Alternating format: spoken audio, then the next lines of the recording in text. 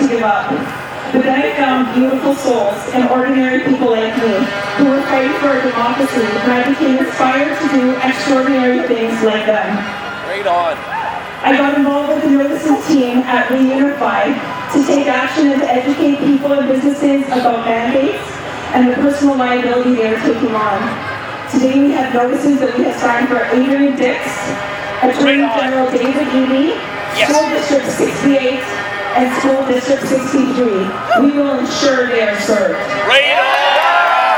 Right on! Take him to the wall! It was a great pleasure to Take him to the wall! Mr. Brian Pepper's speak in December, and he absolutely set my heart on fire. We all need to rise. We all need to be empowered by our Charter of Rights and Freedoms, which are guaranteed to us as Canadian citizens in this country. Yeah. There is no more sitting idle. To MP Alistair McGregor, who has replied to my inquiries, I respect you for that, and I look forward to further discussions. To MLA, Sonia First to now. How many of you in the crowd have her as your MLA today? You? Yes.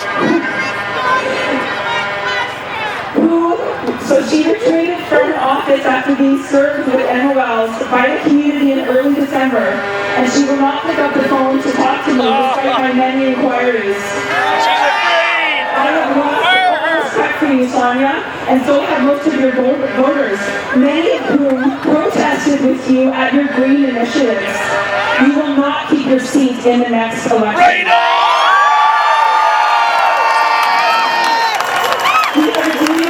Our elected officials accountable. Your mayor and council, your MLA, your MP, you need to be calling and emailing them every single day. Yes! All of us. We need to remind them that they are elected by us. That's right! They are paid by us. And they are accountable to us.